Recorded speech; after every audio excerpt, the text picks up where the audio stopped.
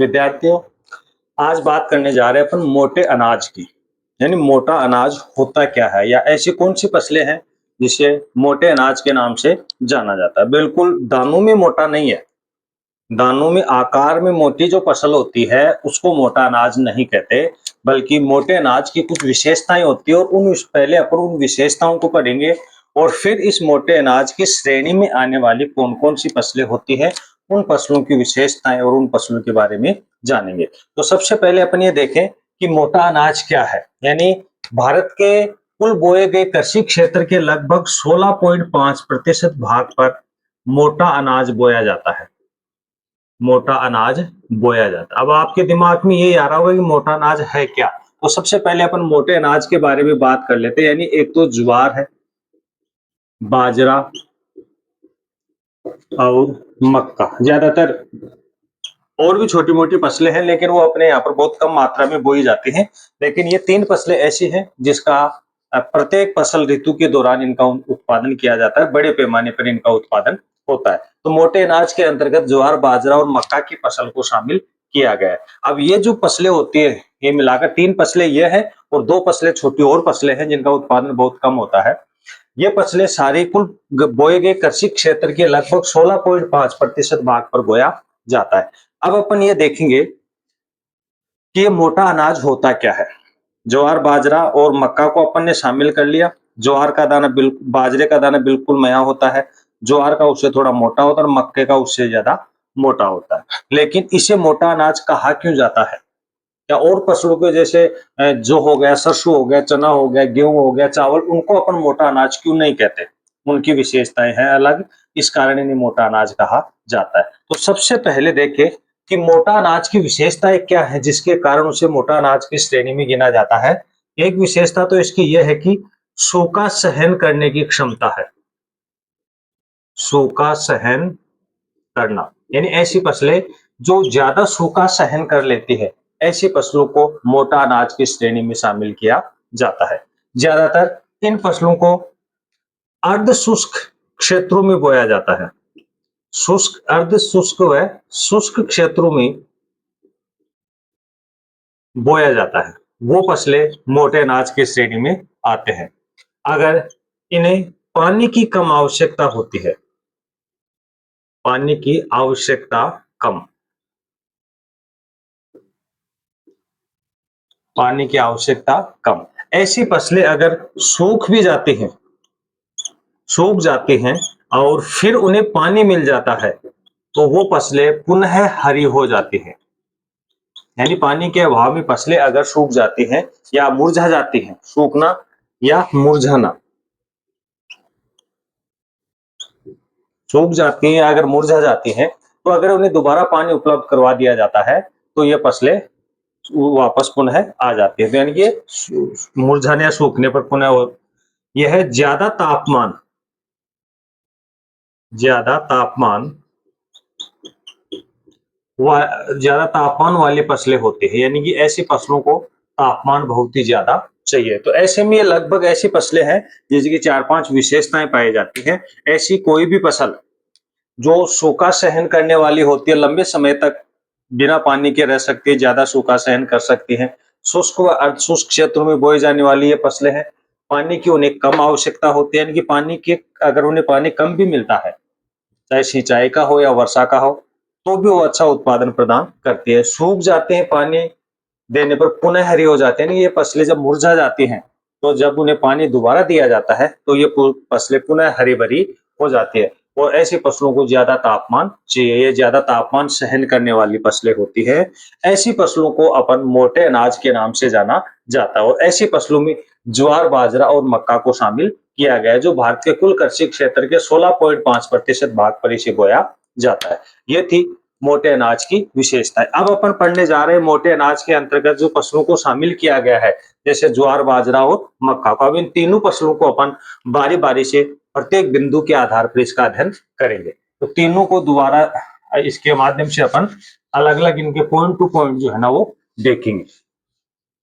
तो मोटे अनाज के अंतर्गत पहली फसल आ रही है आपकी ज्वार। सबसे पहले अपन मोटे अनाज में ज्वार की फसल का अध्ययन करेंगे। ज्वार,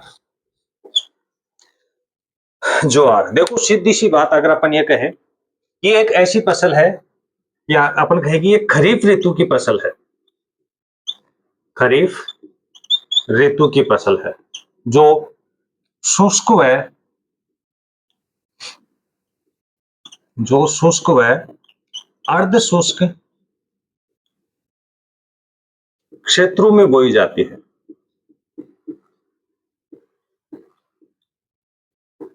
शुष्क व अर्ध शुष्क क्षेत्रों में बोई जाती है। यानी अपन ये कह सकते हैं खरीफ ऋतु में बोई जाने वाली फसल है, लेकिन इसे शुष्क और अर्ध शुष्क क्षेत्र में बोई जाती है। खरीफ ऋतु को एक बार अपन होल्ड रखेंगे, क्योंकि इसके बारे में अपन दोबारा भी थोड़ी सी चर्चा करेंगे। ठीक है, शुष्क ऋतु के अंदर ये बोई जाने वाली फसल है। ये जो फसल है, ये भारत के कृषि क्षेत्र के 5.3% भाग पर इसे बोया जाता है। भारत के लगभग 5.3% भाग पर इसे बोया जाता है। ये जो फसल है, इस फसल का उत्पादन विशेषकर चारे के लिए किया जाता है, विशेषकर चारे के लिए किया जाता है, क्योंकि ज्यादातर पशुओं के लिए चारा, इसके जो अनाज होते हैं, इसके जो दाने होते हैं, इसको खाने के में बहुत ही कम काम में लेते हैं। पश्चिमी क्षेत्रों की बहुत सी ऐसी जनजातियां हैं, वो जरूर इसे खाने के काम में लेती है, नहीं ज्यादातर इसका खाने के काम में भी नहीं लिया जाता है, क्योंकि पश्चिमी राजस्थान के जो क्षेत्र या पश्चिमी भारत के क्षेत्र है, उसे कर लिया जाता है। इस कारण इसे गरीब की रोटी के नाम से भी जाना जाता है, क्योंकि ज्यादातर गरीब जो आदिवासी जनजाति के लोग हैं, वो इसे ज्वार का खाने के रूप में भी उपयोग करते हैं। आजकल तो जैसे समय के साथ इसमें परिवर्तन हुआ है और इसका खाद्यान्न पदार्थों में उपयोग कम हो गया, लेकिन प्राचीन काल में आदिवासी जनजाति के जो लोग थे या पिछड़े हुए जो जनजाति के लोग थे, वो ज्यादातर इसे खाने के काम में भी लिया जाता था। लेकिन इसका प्रमुख उद्देश्य है पशुओं के लिए चारा, यानी चारे के लिए इसे बोया जाता है। इसके अगर देखा जाता है तो महाराष्ट्र आधे से भी ज्यादा, आधे से भी ज्यादा भारत के कुल ज्वार का आधे से भी ज्यादा, यानी कि 50-55% के आसपास ज्वार का उत्पादन करता है महाराष्ट्र। इसके बाद में कर्नाटक आ जाता है, कर्नाटक के बाद में तेलंगाना आ जाता है। यानी ऐसे कुछ राज्य हैं, या दक्षिण भारत में भी महाराष्ट्र, कर्नाटक, तेलंगाना है ना, वो इसका उत्पादन करते हैं। अब एक चीज हो रहा है कि अभी अपन ने पढ़ा है कि खरीफ ऋतु में ये बोया जाता है, शुष्क और अर्धशुष्क क्षेत्रों में बोते हैं। तो भारत का जो दक्षिणी भाग है, वो तो हमेशा ही शुष्क अर्धशुष्क क्षेत्र बना हुआ होता है, वहां पर तापमान ज्यादा होता है। इसलिए दक्षिणी भारत में वैसे तो ज्वार जो है ना, वो खरीफ ऋतु की फसल है, लेकिन दक्षिणी भारत में इसे रबी की ऋतु में भी बोते हैं, रबी की ऋतु में भी बोया जाता है। तो सीधी सी बात है, दक्षिणी भारत में ज्वार का उत्पादन रबी और खरीफ दोनों ऋतुओं के अंदर किया जाता है, बल्कि उत्तरी भारत, मध्य भारत में ज्यादातर इसे खरीफ ऋतु में बोया जाता है। यह सीधी सी बात कहे कि ज्वार कौन सी फसल ऋतु की फसल है, या कौन सी कृषि या कृषि ऋतु की फसल है, तो सीधी सी बात है खरीफ ऋतु में इसे शामिल किया गया है। लेकिन दक्षिण भारत में तापमान ज्यादा होने के कारण, या लगातार एक ही मौसम वहां पर होने के कारण, इसे रबी की ऋतु में भी बोया जाता है, क्योंकि इसे तापमान ज्यादा चाहिए। तो दक्षिणी भारत में हमेशा तापमान ज्यादा रहता है, तो इस कारण इसे दक्षिणी भारत में रबी और खरीफ दोनों ऋतु में बोया जाता है। ये तो हो गई आपकी खरीफ ऋतु की विशेषताएं या ज्वार की विशेषताएं। अब इसमें अपन पढ़ेंगे आवश्यक भौगोलिक दशाएं, आवश्यक भौगोलिक दशाएं,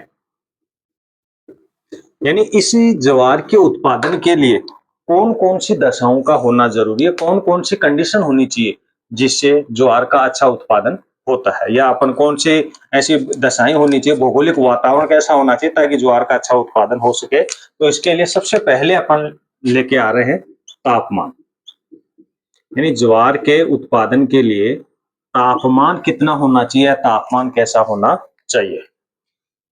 सीधी सी बात है, अभी अपन ने मोटे अनाज की बात की, और मोटे अनाज की एक विशेषता बताई कि इस श्रेणी के अंतर्गत जो फसलें आती है ना, वो तापमान सहन करने वाली होती है। तो स्वाभाविक है इस ज्वार में तापमान सहन करने की क्षमता ज्यादा है, क्योंकि मोटे अनाज की फसलों में आती है। तो इसके लिए अगर देखा जाए तो लगभग 25 डिग्री से लेकर 32 डिग्री सेंटीग्रेड तापमान की आवश्यकता होती है। यानी कि ज्वार के अच्छे उत्पादन के लिए 25 से लेकर 32 डिग्री सेंटीग्रेड तापमान की आवश्यकता होती है। क्यों? क्योंकि इसे वैसे शुष्क क्षेत्रों में बोया जाता है, ज्यादा तापमान वाले क्षेत्रों में इसे बोया जाता है। मरुस्थलीय जो रेतीली मिट्टी वाले जो क्षेत्र होते हैं वहां पर इसका उत्पादन होता है, तो वहां पर तापमान ज्यादा होता है।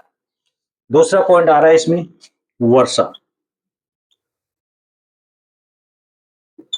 अब देखो ज्यादा तापमान वाली फसल है तो स्वाभाविक है इसके लिए उन क्षेत्रों में वर्षा मायने ज्यादा नहीं रखती है, तो इसके कम वर्षा पे भी इसका अच्छा उत्पादन हो जाता है। तो अमूमन देखा जाए तो इसके लिए लगभग 30 डिग्री से लेकर 60 30 डिग्री 30 से लेकर 60 सेंटीमीटर वार्षिक वर्षा वाले क्षेत्र है ना वो अनुकूल माने जाते हैं। अब इसके लिए वर्षा का शब्द आ गया तो इसके लिए थोड़ी सी चीज देखेंगे कि खरीफ ऋतु आ गई।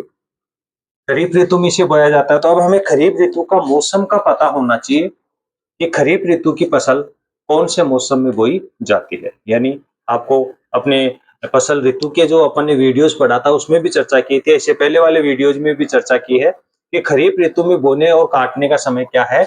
जून जुलाई में इसे बोया जाता है और लगभग अक्टूबर नवंबर में इसे काटा जाता है। तो अब आप देखो जून जुलाई, भारत में 1 जून को केरल में मानसून प्रवेश करता है, जो जून के अंतिम सप्ताह तक, और अगर कभी कभार लेट हो जाता है तो जुलाई के प्रथम सप्ताह तक 15 जुलाई के आसपास उत्तरी भारत में यानी जम्मू कश्मीर वाले क्षेत्रों में पहुंच जाता है। 15 जुलाई तक संपूर्ण भारत में मानसून आ जाता है। तो अब जून जुलाई की अपन बात कर रहे हैं तो जून जुलाई में वर्षा हो जाती है और इस वर्षा के उसके आधार पर इन फसलों को बोया जाता है। तो यानी इसमें 30 से 60 सेंटीमीटर वार्षिक वर्षा की आवश्यकता होती है। कई जगह ऐसे है जहां पर सिंचाई के स्रोत है, तो वहां पर अगर वर्षा का अभाव होता है या वर्षा आने से पहले ही सिंचाई करके वहां पर ज्वार बो दी जाती है, और जब वर्षा होती है तो उसका अच्छा उत्पादन या अच्छा मतलब वो ग्रोथ कर जाती है। तो यानी 30 से 60 सेंटीमीटर वर्षा, कम पानी में भी अपन ये कह सकते हैं कम पानी में भी ये फसल अच्छी तरीके से उग जाती है और पशुओं के लिए चारा उपलब्ध करवा देती है। इसके बाद में तीसरा पॉइंट आ रहा है धरातल। धरातल यानी इसके लिए धरातल समतल होना चाहिए, समतल तथा उत्तम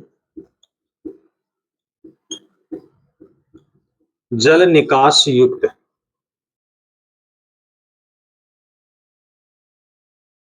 धरातल का कैसा होना चाहिए, समतल धरातल होना चाहिए और उत्तम जल निकास युक्त होना चाहिए। अब देखना, क्योंकि अपन ने लगभग जो फसल पढ़ी है, चावल की फसल भी पढ़ी है, गेहूं की फसल पढ़ी है, उसमें आवश्यक भौगोलिक दशाओं में ये पॉइंट अपने सेम आ रहे हैं, लेकिन उसके अंदर जो लिखा जा रहा है उसमें अंतर आ रहा है। तो यानी इसके लिए धरातल समतल होना चाहिए, क्योंकि रेतीली हल्की रेतीली मिट्टी होती है ये, और पानी की से कम आवश्यकता होती है। तो अगर वर्षा होती है तो वो मिट्टी जो है ना वो पानी को सोख ले और वहां पर थोड़े देर समय के लिए पानी भरा रहे ताकि लंबे समय तक नमी बनी रहे। लेकिन फिर आगे दे रखा है कि उत्तम जल निकास युक्त है। ऐसा नहीं है कि वहां पर धरातल पूरा भरा का भरा ही रहे, नहीं, एक्स्ट्रा अतिरिक्त जो पानी होता है उसके निकास की भी व्यवस्था होनी चाहिए। अगर निकास की व्यवस्था नहीं होगी, लंबे समय तक जड़ों में पानी भरा रहने के कारण ये फसल सड़ गल सकती है, नष्ट हो सकती है, और भूमि को जो है ना सही तापमान नहीं मिल पाने के कारण फसल की ग्रोथ वृद्धि रुक जाती है। तो धरातल समतल होने के साथ साथ उत्तम जल निकास युक्त भी होना चाहिए, या अपन ये कह सकते हैं कि ऐसे तेज ढाल वाला नहीं होना चाहिए। तेज ढाल वाले होने का मतलब वर्षा होगी, पानी गिरेगा और बह के चला जाएगा, भूमि द्वारा उसे ऑब्जर्व किया ही नहीं जाएगा, भूमि उसे सो के नहीं पाएगी और पानी बहकर चला जाएगा। तो ऐसे समतल होना चाहिए, लेकिन जल भी निकलता हुआ होना चाहिए। 4 नंबर पर आती है मिट्टी। मिट्टी देखो ज्यादातर मिट्टी में देखा जाए जलोढ़ मिट्टी अच्छी मानी जाती है हर फसल के लिए। आप अगर कोई फसल आ रही है आपके एग्जाम में और मिट्टी पूछी जा रही है तो आप जलोढ़ या दोमट मृदा लिख सकते हैं, लेकिन बशर्ते इसमें फर्क इतना आता है कि ये मिट्टी अलग अलग प्रकार की किस्मों के आधार पर निर्भर करती है। तो अपन इसकी बात करें, ज्यादातर पथरीली मिट्टी जो लगभग हल्की चिकनी काली मृदा भी जो है ना इसके लिए अच्छी होती है। तो इसके लिए जलोढ़ मृदा शब्द तो अपन प्रयोग करेंगे ही करेंगे, यानी कि जलोढ़ मृदा के साथ साथ हल्की चिकनी मृदा, हल्की चिकनी मृदा भी होनी चाहिए, क्योंकि अभी अपन ने यहाँ पर पढ़ा है कि भारत के अंदर आधी से भी ज्यादा ज्वार का उत्पादन अकेला महाराष्ट्र करता है। अब यह ध्यान में रखने वाली बात है कि महाराष्ट्र दक्कन के पठार पर स्थित है और दक्कन के पठार का निर्माण ज्वालामुखी क्रिया के द्वारा हुआ है, और ज्वालामुखी की जो चट्टानें अपरदित होकर वहां पर मिट्टी का निर्माण हुआ है, तो वहां की मिट्टी जो है ना कैसी पाई जाती है, काली मृदा पाए जाते हैं। तो हल्की काली मृदा भी वहां पर होनी चाहिए। तो यानी कि हल्की चिकनी काली मृदा का होना वहां पर जरूरी है ताकि वहां पर फसल का अच्छा विकास हो सके। 5 नंबर पे आएगा आपका श्रमिक। अब देखो श्रमिकों के लिए अगर अपन बात करें तो सस्ता कुशल श्रमिक होना चाहिए। तो सस्ता होना चाहिए और कुशल भी होना चाहिए। सस्ता और कुशल का मतलब क्या है कि सस्ता होना चाहिए और कुशल, यानी जिस कार्य के लिए अपन उसे लेकर आ रहे हैं ना, वो कार्य उन्हें आसानी से करना आना चाहिए ताकि वहां पर वो कार्य आसानी से कर सके। तो यानी श्रमिक सस्ता भी होना चाहिए और कुशल भी होना चाहिए, क्योंकि इसमें लंबे समय तक मजदूरी की आवश्यकता होती है। उसकी बुआई जुताई से पहले खेत वगैरह तैयार करने के लिए, बुआई के लिए, बुआई से अंदर जो कि जितने भी घास फूस जो खरपतवार वगैरह होते हैं उनको निकालने के लिए, फिर उसकी सिंचाई वगैरह करने के लिए, उसे काटने के लिए, चारा अलग करने के लिए, बीज अलग करने के लिए, लंबे समय तक ज्यादातर इससे श्रम की यानी श्रमिकों की आवश्यकता होती है। इसलिए श्रमिक सस्ते और कुशल होने चाहिए। अगला पॉइंट आ रहा है खाद और उर्वरक। खाद और उर्वरक यानी खाद अपन कैसी भी खाद प्रयोग में ले सकते हैं। ज्यादातर 2-3 प्रकार की खादें होती है जिनका अपन उपयोग करते हैं। जैसे जैविक खाद हो गई, गोबर की हो गई, और रासायनिक उर्वरक आजकल ज्यादातर चलन में है। रासायनिक उर्वरक, इन सब का जो अपन इसमें उपयोग कर सकते हैं। क्यों? क्योंकि तीनों ही प्रकार के जो है खाद और जो उर्वरक है वो फसल के अच्छी ग्रोथ के लिए, अच्छे उत्पादन के लिए सहायक होते हैं। तो ऐसे में इसके अच्छे उत्पादन के लिए हमें गोबर, जैविक और रासायनिक प्रकार की खाद का है ना वो प्रयोग करना चाहिए। तो ये जो चीजें हैं, ये चीजें आपकी हर फसल में आएंगी। ये तीनों पॉइंट जो है, ये 6 पॉइंट जो अपन ये पढ़ रहे हैं, जो रेड बॉक्स में आपको दिखा रखा है, ये 6 के 6 हर फसल में हमें ये पॉइंट पॉइंट जो है ना वो सेम आएंगे। लेकिन इसके अंदर क्या लिखना है वो फसल के स्वभाव के ऊपर, फसल की विशेषताओं के ऊपर निर्भर करता है। इसके बाद में आ रहा है आपका वितरण, यानी कि इसका वितरण क्या है। वितरण में अपन पहले भी चर्चा कर चुके हैं। इसमें थोड़ी सी क्या चर्चा कर चुके हैं कि ज्यादातर ज्वार का उत्पादन है, या सबसे ज्यादा लगभग 50-55% ज्वार का उत्पादन जो है वो महाराष्ट्र राज्य करता है।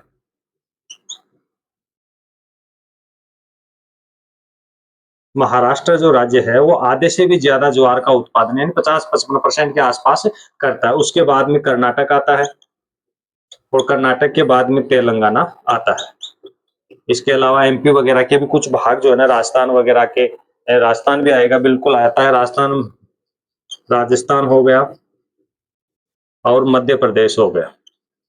मध्य प्रदेश, इन राज्यों में भी इसका उत्पादन अधिक होता है, क्योंकि ज्यादातर राजस्थान में तो देखा जाए तो ज्वार को एक मिश्रित फसल के रूप में बोया जाता है, यानी बाजरे के साथ जो है मिलाकर इसको बोया जाता है। तो राजस्थान में का जो वातावरण है वो ज्वार के अनुकूल होता है। ज्वार ज्वार का वहां पर अच्छा उत्पादन होता है।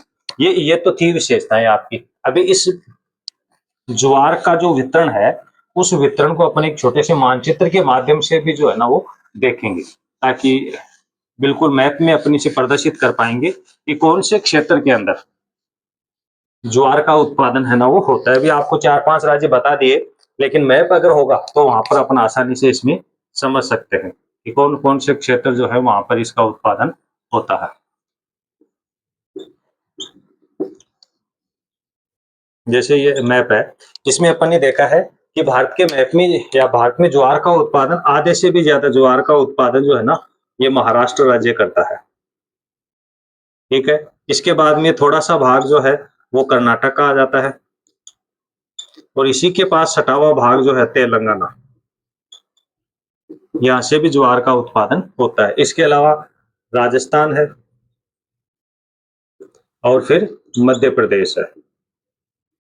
इन राज्यों से ज्वार का उत्पादन होता है। तो यानी कि लगभग आधे से ज्यादा, लगभग 55% से भी ज्यादा जो है ना वो ज्वार का उत्पादन महाराष्ट्र राज्य करता है। तो ऐसे में ये 3-4 राज्य ऐसे हैं, 5 राज्य जहाँ पर ज्वार का अच्छा उत्पादन होता है। यहाँ का वातावरण जो है, यहाँ की जो भौगोलिक दशाएं है वो ज्वार के उत्पादन के अनुकूल है। तो इस प्रकार से मोटे अनाज की श्रेणी में अपनी एक फसल को पढ़ा है, कौन सी को? ज्वार को। दूसरी फसल आ रही है इसमें बाजरा, यानी मोटे अनाज की फसल में जो है ना दूसरा अपन फसल लेके आ रहे हैं बाजरा, यानी कि बाजरे के उत्पादन के भी अनुकूल कौन कौन सी दशाएं होती हैं जिससे बाजरे का उत्पादन होता है।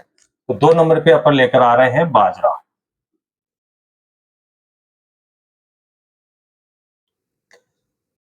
बाजरा, बाजरे से तो लगभग सभी प्रचलित हैं। भिन्न-भिन्न प्रकार के अलग-अलग वैराइटीज के जो है ना बाजरे के बीज आ रहे हैं और ये भी एक अर्धशुष्क जलवायु में बोए जाने वाली ही फसल है। सीधी-सी बात है कि ज्यादातर मोटे अनाज के अंदर खरीफ ऋतु की फसलें ही आती है। तो बाजरा भी एक किस कौन सी फसल की ऋतु है ये? खरीफ ऋतु की फसल। अब जहाँ पर खरीफ ऋतु आ गया, वहां पर ज्यादातर क्या आ जाता है? शुष्क अर्धशुष्क क्षेत्र आ जाते हैं। तो ज्यादातर बाजरा भारत की कुल कृषि भूमि के लगभग 5.2% भाग पर बाजरा बोया जाता है। जो शुष्क क्षेत्र विशेषकर शुष्क व अर्ध शुष्क दोनों ही क्षेत्रों में इसे बोया जाता है। शुष्क क्षेत्रों में भी बोया जाता है और अर्ध शुष्क क्षेत्रों में भी इसे बोया जाता है। तो यानी अपन ये कह सकते हैं कि बाजरे का उत्पादन अधिक तापमान वाले क्षेत्र यानी कि जहाँ पर मरुस्थलीय दशाएं होती हैं उन क्षेत्रों में इसे बोया जा सकता है। शुष्क अर्ध शुष्क बहुत ही कम वर्षा वाले क्षेत्र, पानी वाले क्षेत्र और उससे थोड़े ज्यादा पानी वाले क्षेत्रों में इसे बोया जाता है। जो भारत के लगभग 5.2% भाग पर इस बाजरे का उत्पादन होता है।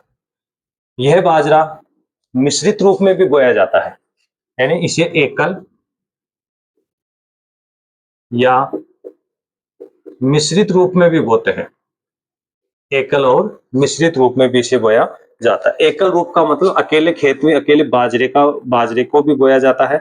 इसके अलावा इसमें ज्वार भी डाल दी जाती है, जैसे गवार वगैरह हो गया वो भी डाल दिया जाता है, मूंग मोट वगैरह भी डाल दिए जाते हैं। तो ऐसे में इसे मिश्रित रूप में, मिश्रित रूप का मतलब हो गया कि अकेले बाजरे को ना बोकर उसमें 2-3 फसल और मिलाकर वो 2-3 फसलें बो दी जाती है। जैसे इसमें गवार भी डाल दिया जाता है, ज्वार हो गया, जैसे मिश्रित रूप का एकल तो अकेला बाजरा हो गया, बाजरे की फसल बोई जाती है अकेली। मिश्रित में क्या होता है? बाजरा तो होता ही होता है, इसके साथ में ज्वार भी बोते हैं, इसके साथ में गवार भी बो दिया, इसके साथ में मूंग भी बो दिया, इसके बाद में मोट भी बो दिया। यानी ऐसे 2-3-4-5 फसलें मिलाकर जो है ना वो बोया जाता है और उसी प्रकार की जो कार्य होता है उसे किस नाम से जाना जाता है? मिश्रित फसल के नाम से जाना जाता है। यानी इस फसल को मिश्रित और एकल रूप में बोया जाता है। इसका उत्पादन खाद्यान्न पदार्थ, खाद्यान्न तथा पशुओं के लिए पशुओं के लिए पशुओं के लिए चारे के रूप में भी बोया जाता है। चारे के रूप में भी बोया जाता है। यानी कि जो बाजरा है, इस बाजरे का उपयोग अपन खाद्यान्न पदार्थ के लिए भी करते हैं और चारे के रूप, पशुओं के लिए चारे के रूप में भी करते हैं, क्योंकि इसे ज्यादातर अक्टूबर नवंबर में काट लिया जाता है। अक्टूबर नवंबर में सर्दियां प्रारंभ हो जाती है, तो लगभग अक्टूबर नवंबर से लेकर फरवरी मार्च के महीने, जो फरवरी मार्च तक जो ठंडे महीने हैं, उन ठंडे महीनों में इसे खाने के काम में लिया जाता है, क्योंकि इस फसल के अंदर हीटिंग होती है, गर्मी होती है, इसलिए सर्दियों में ज्यादातर इसे खाने के काम में लिया जाता है। तो इसे खाद्यान्न पदार्थ और पशुओं के चारे के लिए इसे बोया जाता है। इस फसल के लिए अगर देखा जाता है तो राजस्थान, इस फसल के उत्पादन में के लिए देखा जाता है तो राजस्थान सबसे अनुकूल दशाएं रखता है। राजस्थान सबसे अनुकूल दशाएं रखता है। यहाँ पर पानी की कमी होने के कारण, पानी की कमी के कारण इसके उत्पादन में उतार चढ़ाव बना रहता है। यानी जिस समय या जिस दिन अच्छी वर्षा हो जाती है, क्योंकि ये पूर्ण रूप से वर्षा आधारित फसल है, जहाँ पर सिंचाई के क्षेत्र हैं वहां पर भी इसे बोया जाता है।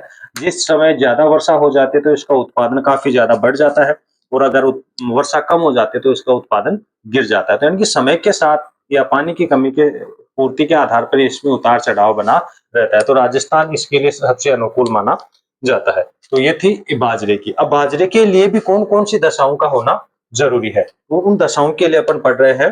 तो सबसे पहले इसमें देखा जाएगा तापमान।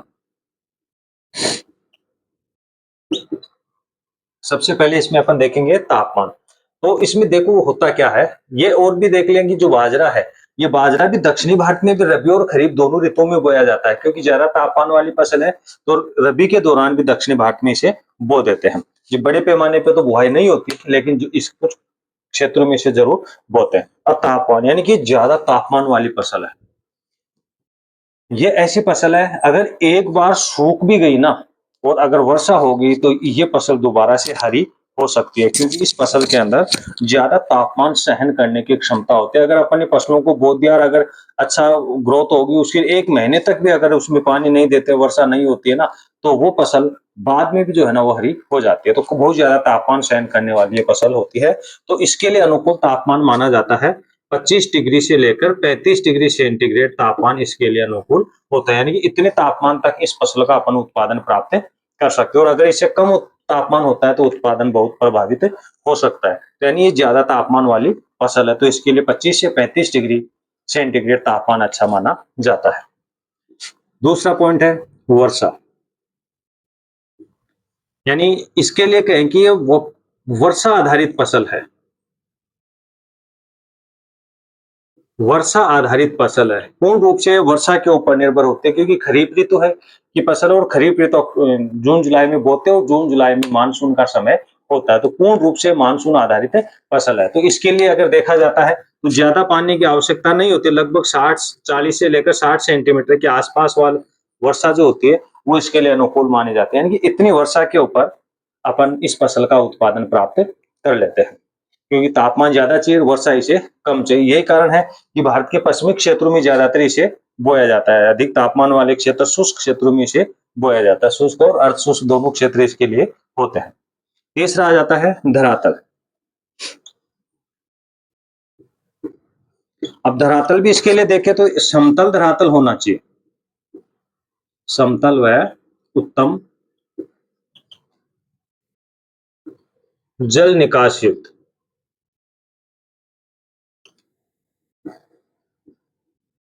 उत्तम जल निकास युक्त, समतल भी होना चाहिए और उत्तम जल निकास। अब समतल जरूरी है होना चाहिए, कम वर्षा वाले क्षेत्र मृदा जो है ना वो शुष्क प्रकार की होती है, तो रेतीली मृदा होती है। तो इसके लिए अगर समतल धरातल होगा तो पानी आएगा, तो उस पानी को वहां का वो खेत द्वारा सोख लिया जाएगा, मिट्टी द्वारा सोख लिया जाएगा। अगर ढालू भाग होगा तो पानी उस पर गिरेगा, लगातार तेज गति से आगे क्यों बढ़ता हो चला जाएगा। लेकिन इसके लिए उत्तम जल निकास युक्त होना भी चाहिए, लंबा पानी भरना नहीं चाहिए, इसमें लंबे समय तक पानी निकलने की भी व्यवस्था होनी चाहिए, कि जब मृदा पानी सोखना बंद कर देती है तो मृदा की सतह के ऊपर पानी एकत्रित होना प्रारंभ हो जाता है, और जब पानी एकत्रित होने की स्थिति होती है उस समय में वहां से पानी निकलना जरूरी हो जाता है। तो जो उत्तम जल निकास युक्त क्षेत्र होता है ना, धरातल होता है, वहां पर जैसे पानी बढ़ने की नौबत आती है पानी बहकर निकलना प्रारंभ कर देता है। तो ऐसे में उत्तम जल निकास युक्त होना चाहिए। 4 नंबर पे आ रहा है मिट्टी।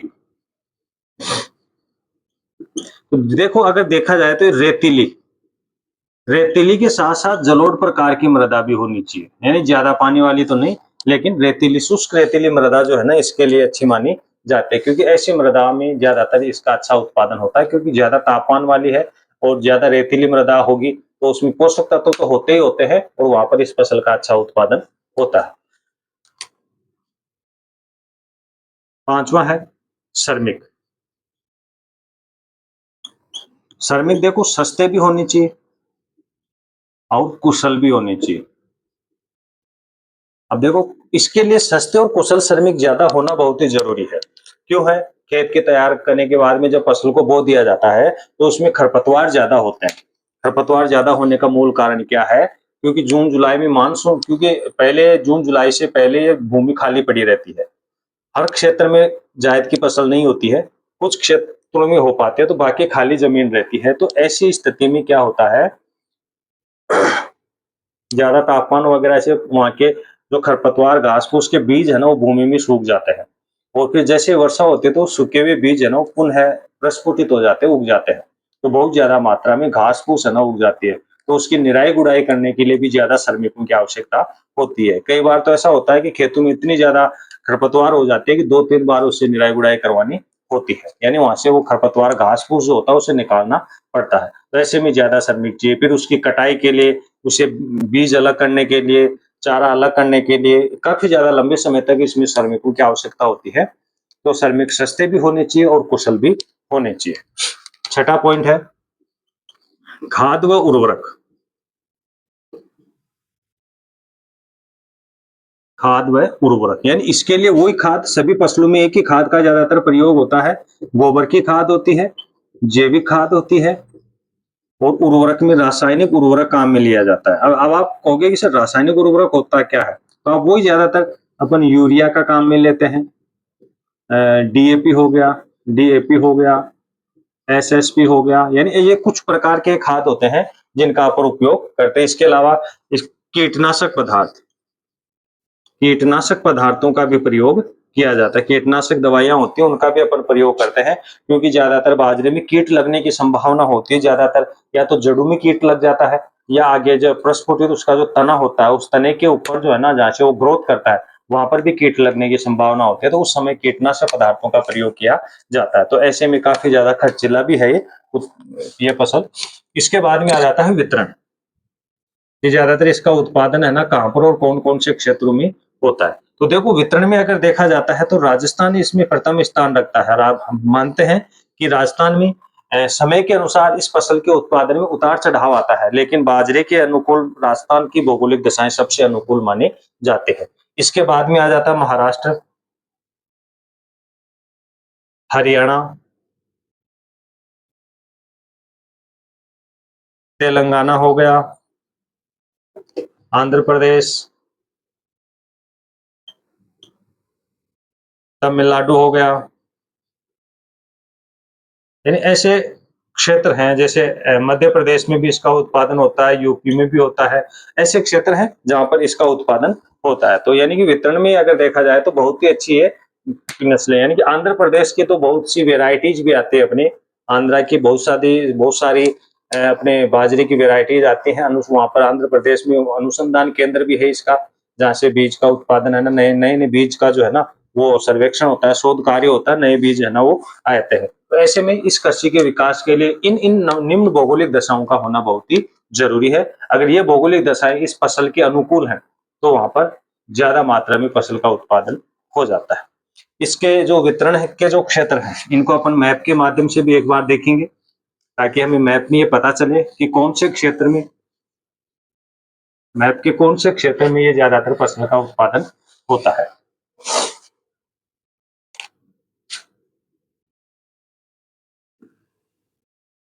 ये लगभग मैप की स्थिति है। यहाँ से अपन ये देखेंगे कि बाजरे का उत्पादन यहाँ पर कौन कौन से क्षेत्रों में होता है। तो देखो, सबसे प्रमुख क्षेत्र तो माना जाता है तो ये राजस्थान है, क्योंकि इस राजस्थान से जो है ना काफी ज्यादा मात्रा में अपन ये उत्पादन है ना वो प्राप्त करते हैं। राजस्थान के साथ साथ ये हरियाणा भी आ जाता है। ये राजस्थान आ गया, ये हरियाणा आ गया है। हरियाणा के साथ साथ ये गुजरात वाला भाग भी आ जाता है। गुजरात के साथ साथ ये महाराष्ट्र वाला भाग भी आता है। इसके अलावा ये कर्नाटक वाला भाग भी आ जाता है। ज्यादातर इसका उत्पादन होता है। तेलंगाना, आंध्र प्रदेश, तमिलनाडु, ये तमिलनाडु वाला भाग भी आ जाता है। आंध्र प्रदेश वाला भाग, ये तेलंगाना वाला भाग आ गया। यानी ये जो क्षेत्र है, ये क्षेत्र ज्यादातर एमपी वाला क्षेत्र भी आता है, यूपी वाला क्षेत्र भी आ जाता है। तो इन क्षेत्रों में ज्यादातर इन बाजरे का उत्पादन होता है। लेकिन सबसे अनुकूल जो क्षेत्र माना जाता है, राजस्थान, हरियाणा, गुजरात, महाराष्ट्र, आंध्र प्रदेश हो गया, तमिलनाडु हो गया, ये क्षेत्र भारत में बाजरे के उत्पादन के अनुकूल माने जाते हैं। और कहावत भी है राजस्थानी में कि बाजरे की रोटी और सरसों का साग उस समय काफी ज्यादा ये प्रचलित होते हैं, या ग्वार की फली भी इसमें ज्यादातर मानी जाती है, क्योंकि वो काफी ज्यादा प्रसिद्ध होती है। और इस बाजरे की फसल के साथ उसका तालमेल जो है ना वो अच्छा रहता है। इसलिए क्यों? क्योंकि ये पूर्ण रूप से पोषक तत्वों युक्त होते हैं। प्रोटॉन वगैरह इसमें ज्यादातर है, मिनरल वगैरह जो है ना, विभिन्न प्रकार के विटामिन वगैरह इसमें ज्यादा पाए जाते हैं। तो ऐसे में इसमें ज्यादातर हीटिंग होती है, गर्मी भी होती है। तो पूरी सर्दियों में ज्यादातर राजस्थान के जो लोग होते हैं, जो ग्रामीण क्षेत्रों से संबंध रखते हैं, वो इस बाजरे को खाने के काम में भी लेते हैं, क्योंकि काफी ज्यादा हेवी डाइट होती है ये। तो हेवी डाइट को पचाने वाले जो व्यक्ति होते हैं, वो जरूर इस खाद्यान्न पदार्थ का है ना वो उपयोग करते हैं। तो इस प्रकार से मोटे अनाज की श्रेणी में आपकी दूसरी फसल थी बाजरा। पहली पहली आया आपकी ज्वार थी, और दूसरी थी बाजरा। अब एक फसल और रह गई है इसमें, वो है मक्का। यानी मक्का को भी मोटे अनाज की फसल में शामिल किया गया। क्यों? क्योंकि ज्वार और बाजरे की जो विशेषताएं हैं, वो सारी की सारी विशेषताएं लगभग कहीं ना कहीं इस मक्के की फसल के ऊपर भी सटीक बैठती हैं, या मक्के की फसल के से भी जो है ना वो तालमेल बिठाए हुए है। इस कारण जो जो विशेषताएं मोटे अनाज की फसल की होती हैं, वो विशेषताएं इस मक्का में भी आती हैं। इस कारण इस फसल को मोटे अनाज की श्रेणी में रखा गया है। तो आता है मक्का। अब देखना है ये मक्का ज्यादातर कौन से क्षेत्रों में उत्पादित होता है। या अपन ये कहें कि लगभग भारत के कुल कृषि क्षेत्र के 3.6% भाग पर जो है ना वो मक्का उत्पादन होता है। यानी कि भारत के कुल क्षेत्रफल यानी 32,87,263 वर्ग किलोमीटर का जो क्षेत्रफल है, उसका जो कृषि योग्य जो क्षेत्रफल है उसके 3.6% भाग पर जो है ना इसका उत्पादन होता है। क्योंकि ये ज्यादातर दक्षिणी भारत और पश्चिमी भारत के, या अपन ये कहें कि मक्के को उत्तर और उत्तरी पूर्वी राज्यों को छोड़ दिया जाए,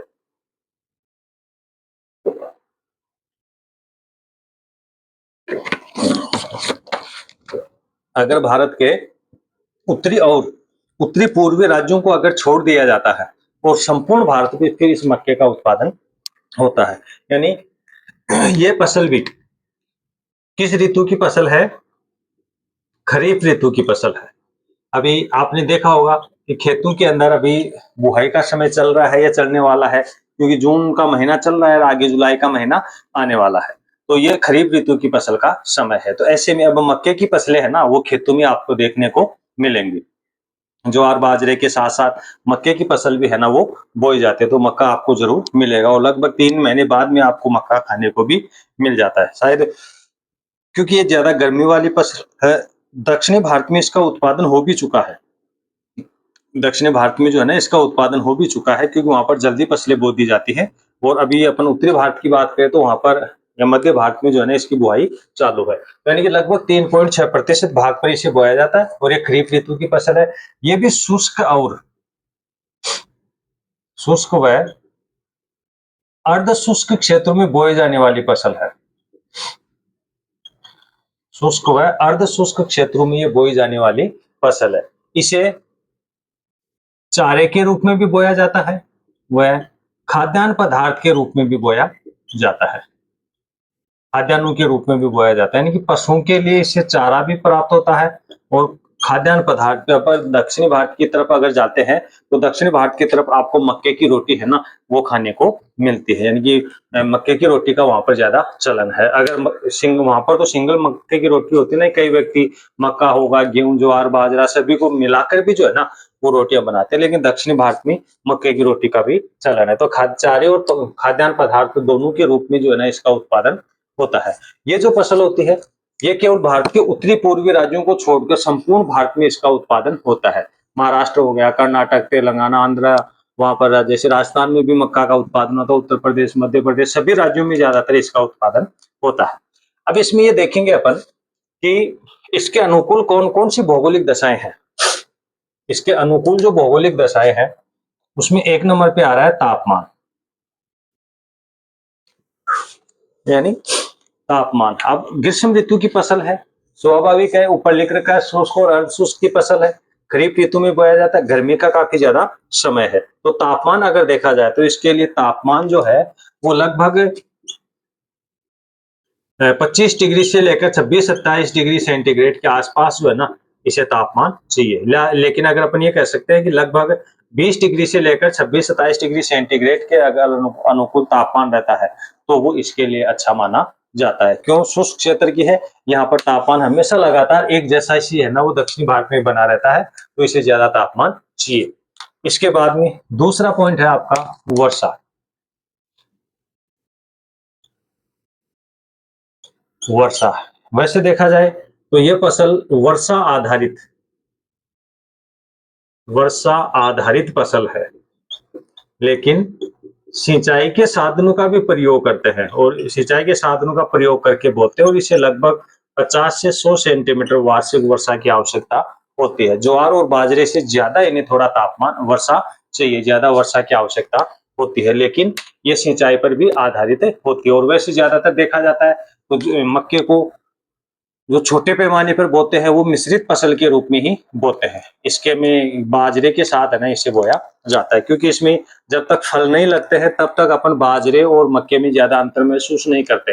अंतर से इनकी जो फिजिकल जो बनावट होती है वो लगभग सेम होती है, थोड़े पत्ते चौड़े होते हैं, चिकने होते हैं बाजरे की अपेक्षा। हाँ जी, बाजरे की अपेक्षा थोड़े ग्रीन होते हैं। बाजरा थोड़ा ब्लैक ग्रीन कलर का होता है, बल्कि ये थोड़ा हल्का ब्लैक और ग्रीन कलर का होता है। तो ऐसे वो चौड़े होते हैं इसके पत्ते और चिकने होते हैं।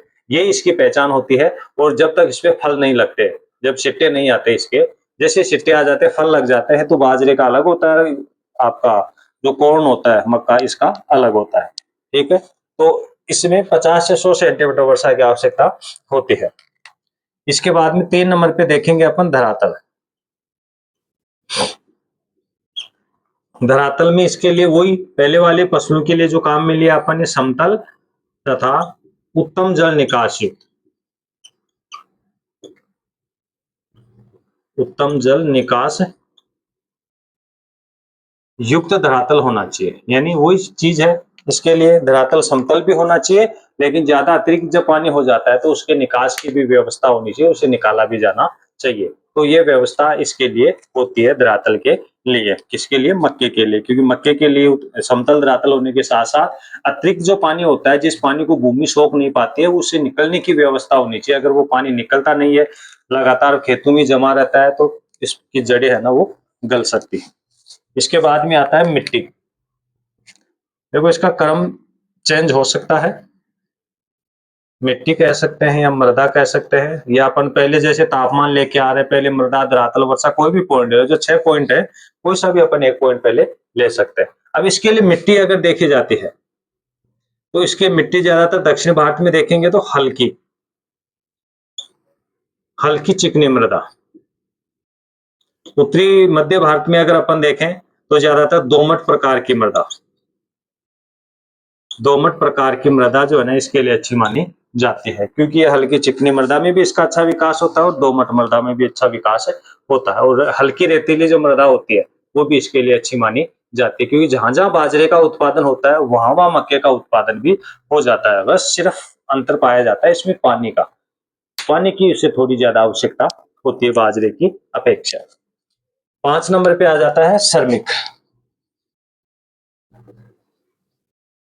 श्रमिक वही बाकी की फसलों में चाहिए, वही सस्ते श्रमिक होने चाहिए और कुशल भी होने चाहिए। यानी जिन श्रमिकों को अपन ला रहे हैं काम करवाने के लिए, वो काम करना आना चाहिए। जैसे खरपतवार निकालने के लिए फसलों को अपन ला रहे हैं, तो वो बंदे ऐसे हैं श्रमिक कि खरपतवार निकालने की बजाय फसलों को ही काट रहे हो, खरपतवार को खाली खड़ा छोड़ रहे हैं, तो ऐसे श्रमिक नहीं होने चाहिए।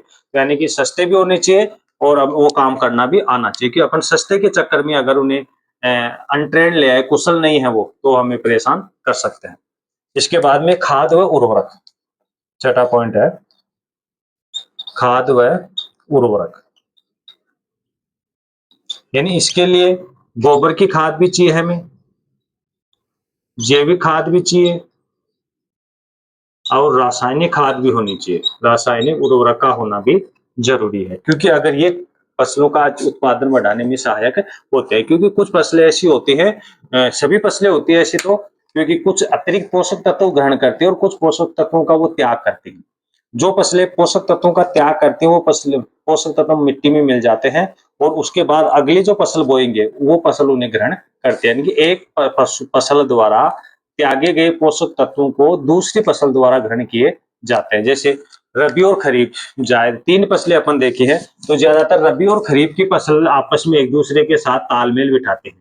रबी और खरीफ, जायद की फसल थोड़े पैमाने पर होती है, उसका कोई तालमेल नहीं होता है। तो रबी की फसल द्वारा जो पोषक तत्व त्यागे गए, उनको तो खरीफ की फसल के विकास में सहायक होते हैं, और खरीफ की फसल द्वारा त्यागे गए पोषक तत्व रबी की फसलों के अनुकूल होते हैं। तो ऐसे में एक दूसरे का विकास इनके ऊपर निर्भर करता है। तो ये थे इसकी भौगोलिक आवश्यक भौगोलिक दशाएं। इसके बाद में अपन देख रहे हैं वितरण,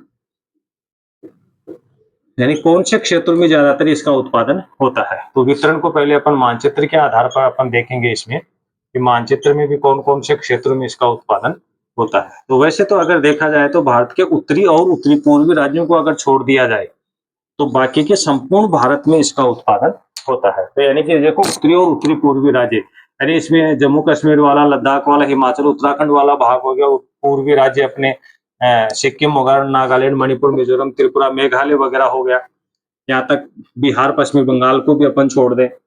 इसके बाद में जो सारा जो क्षेत्र है, पंजाब हो गया, हरियाणा, राजस्थान, गुजरात हो गया, महाराष्ट्र, गोवा हो गया, कर्नाटक हो गया, केरल, तमिलनाडु, आंध्र प्रदेश, तेलंगाना हो गया, उड़ीसा हो गया, आपका मध्य प्रदेश हो गया, उत्तर प्रदेश हो गया, झारखंड हो गया, छत्तीसगढ़ हो गया, इन सभी क्षेत्रों में ज्यादातर इसका उत्पादन होता है। क्योंकि ये जो क्षेत्र है, वो ये सारी भौगोलिक दशाएं उपलब्ध करवा रहे हैं।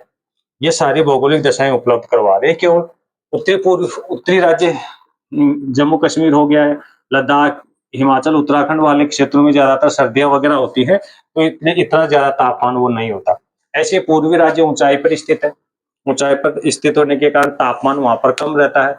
कम तापमान होने के साथ साथ वहां के भाग ढालू हैं। ढालू भाग होने के कारण ऐसी फसलों को पानी कम मिल पाता है, वो फसल अच्छी उपयोग नहीं होती और वहां पर पथरीली मिट्टी पाई जाती है।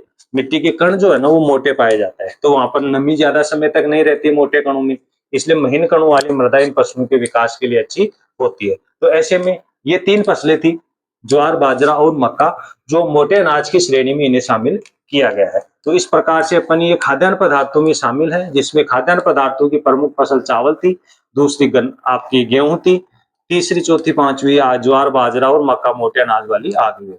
अगले वीडियोज में अपन दलहन और तिलहन फसलें लेके आएंगे। दलहन यानी ऐसी फसलें जिनसे दाल प्राप्त होती है, और तिलहन फसलें ऐसी फसलें जिनसे तेल प्राप्त होता है। अपने वीडियो लगातार देखते रहे, सब्सक्राइब भी करें अगर नहीं किया है तो, और लाइक शेयर है ना वो करते रहिए, ताकि अधिक लोगों तक हमारे वीडियो पहुंचे और वो उनका उपयोग कर सके। धन्यवाद।